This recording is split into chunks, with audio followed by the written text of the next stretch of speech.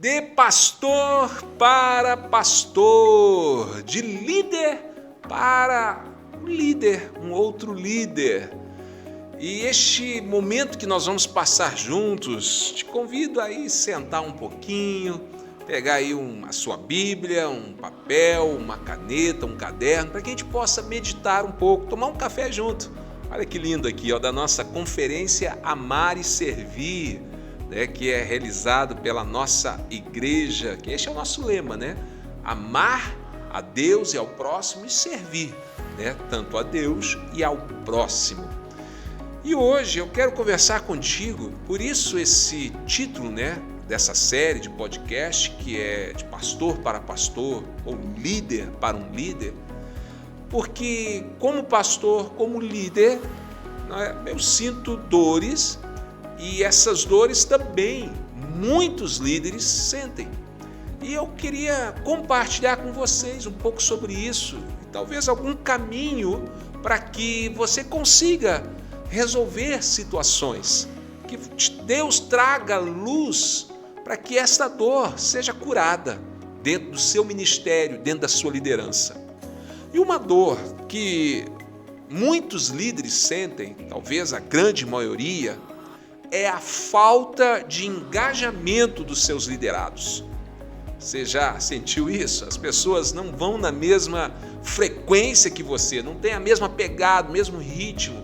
Muitos, às vezes, até se esquivam, estão sempre ali com desculpas, dão pouca abertura para que você consiga, influenciar, exercer liderança sobre eles. Eu queria então pensar com você biblicamente, dentro da vida de Jesus, sobre essa questão.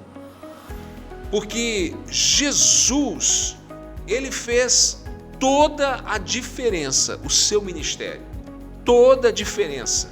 Como que Jesus arrastava multidões, seguindo, ouvindo as suas palavras, permitindo ser influenciado pelas palavras deles. Bem, lá em Mateus, se você puder, abra a Bíblia aí, Mateus capítulo 7, verso 29, tem aqui a palavra-chave desta questão da influência.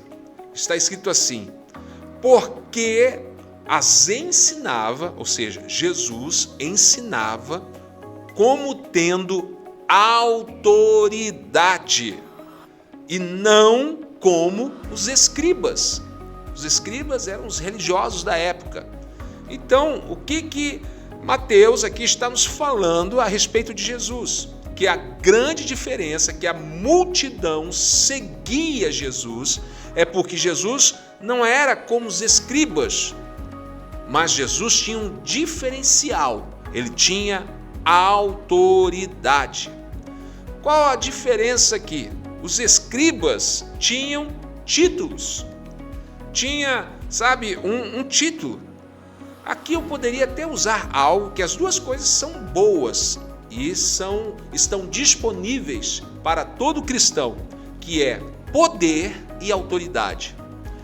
Poder, poderíamos colocar aqui aquilo que você recebe, um título, uma autorização. Os escribas tinham poder, tinham um título. Os fariseus tinham ali a credencial. Mas somente uma credencial, somente um crachá, somente um título, não vai fazer com que as pessoas te entreguem, porque essa questão da influência, ela não é tomada à força. A pessoa, o liderado, tem que entregar para você. É algo que é liberado. O poder, ele consegue até uma certa altura. Vamos pegar um outro exemplo. Um chefe, aquele lá de uma empresa, ele tem um cargo, ele tem poder. Por quê?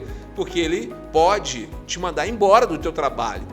Ele pode fazer um desconto ali do seu salário se tiver alguma coisa errada. Enfim, ele tem ali poder. Mas se ele não for uma pessoa com um exemplo de vida, alguém que realmente inspire inspira, ele não tem autoridade. Então as duas coisas caminham juntas, né? O chefe tem poder, mas o líder, ele precisa ter mais do que poder, ele precisa ter autoridade. Porque a autoridade faz com que a liderança ou os seus liderados te entreguem, né, esta abertura para que você influencie na vida deles. Já o poder é o inverso, é quando se tenta tomar ali a força, né? Tem ali aquele poder para tirar de você. Igual eu citei o exemplo do líder e de um chefe. Sabe, embora que esses conceitos de autoridade e poder estejam muito relacionados, mas assim a gente entende que existe um significado, uma forma de influenciar diferente. Então, resumindo, o poder se refere à capacidade de exercer uma influência, o controle sobre outras pessoas por meio de recursos, da carteirada, né, de um título, da força até mesmo, entre outros. Pode ser, né, exercido até de uma maneira legítima, como eu disse, um chefe, ou até ilegítima. Por exemplo, um bandido, um assaltante, ele pega uma arma de fogo, ele tem poder, e de uma forma ilegítima, ele exerce poder sobre alguém e toma à força algo dele. Então aqui, caminhando já para este outro exemplo, né, falando do poder, agora da autoridade. Por outro lado, a autoridade é o direito reconhecido, quando se reconhece de exercer o poder. Geralmente ele derivado, né, de uma posição, de um cargo ou de um reconhecimento. A autoridade é a legitimidade de que você pode alcançar e influenciar. Ela é alcançada através da confiança e do respeito. Vamos pensar aqui nesse exemplo de um policial. O policial tem as duas coisas.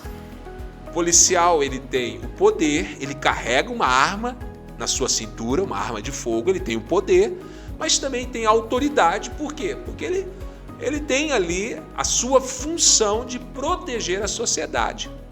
Então nós, né, nos rendemos, nós aceitamos esta, né, a população aceita a autoridade que está sobre ele. Então, para aqueles que reconhecem essa autoridade, é tranquilo. Mas para um bandido, por exemplo, um assaltante, que não reconhece essa autoridade, ele precisa usar de poder, ele usa da arma. Nós, cristãos, recebemos autoridade e poder. Por quê? Porque para aqueles que reconhecem, para os nossos liderados, nós trabalhamos com autoridade. Há um reconhecimento, há essa entrega dos liderados. Mas para com as forças do mal, nós recebemos poder, o poder do nome de Jesus para repreender toda força maligna, porque ele não reconhece a autoridade. Então aí vem o poder. Então para a igreja foi entregue a autoridade e poder. Mas vamos pegar aqui o exemplo de Jesus. Paulo, aqui eu quero caminhar com você como você alcança essa autoridade. Paulo fala a respeito de Jesus. Filipenses, capítulo 2, do verso 5 ao verso 11. Vale a pena ler, olha só. Tende vós o mesmo sentimento que houve também em Cristo Jesus. Então Paulo vai falar de Jesus, está dizendo que nós devemos proceder, devemos ter o mesmo sentimento, devemos agir da mesma forma.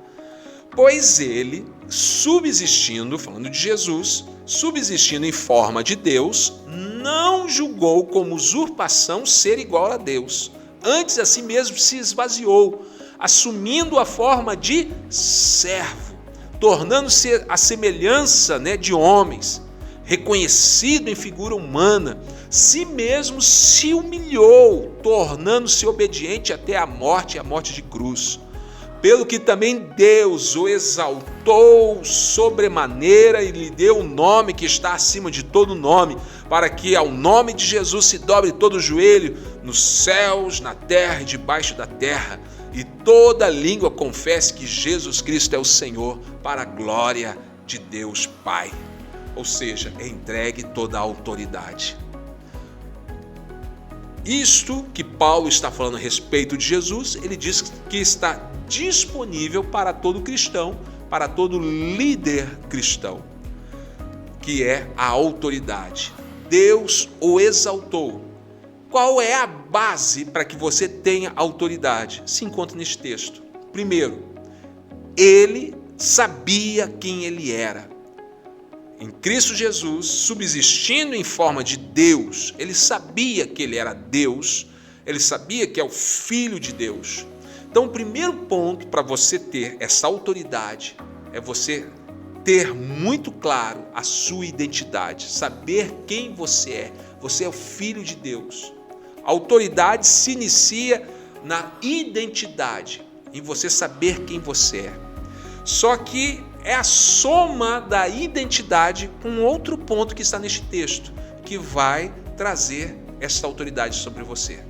Primeiro, identidade. Segundo, mesmo sabendo quem ele era, não usou disso.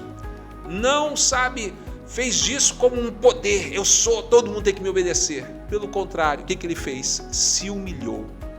Se esvaziou disso e se humilhou e serviu. Não era aqui, ó, amar e servir? Falei aqui da nossa conferência, da nossa canequinha que está aqui. Amar e servir. Ele serviu. Ele sabia quem era, mas se esvaziou para servir.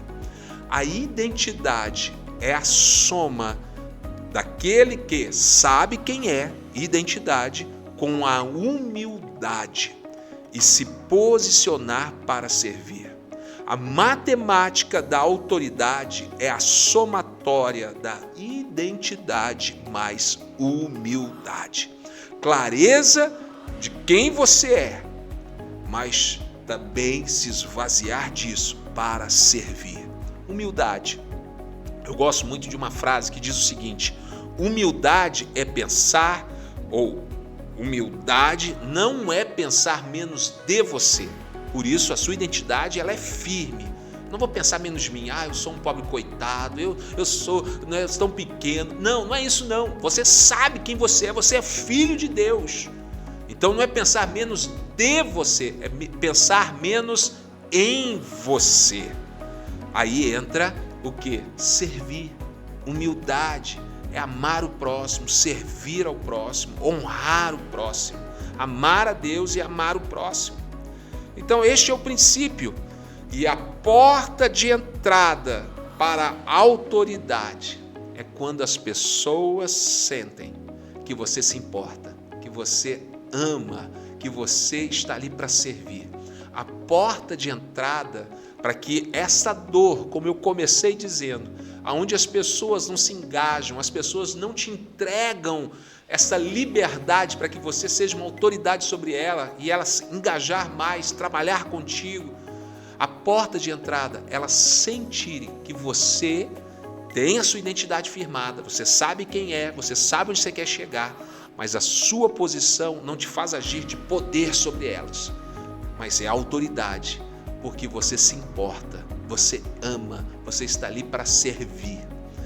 Quando Jesus foi entrevistar Pedro para pastorear a igreja, Jesus, na sua entrevista, ele faz 3 perguntas fundamentais para que você possa exercer esse papel de autoridade, de liderança. Você me ama? Segunda pergunta, você me ama?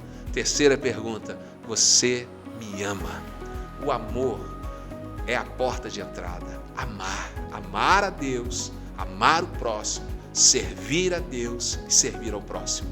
É a porta para que os teus liderados permitam que você influencie e lidere sobre eles. Pense nisto. Eu tenho certeza que procedendo desta forma, muitas das coisas que vêm acontecendo, ou até mesmo essa dor que talvez esteja sentindo, ela será curada.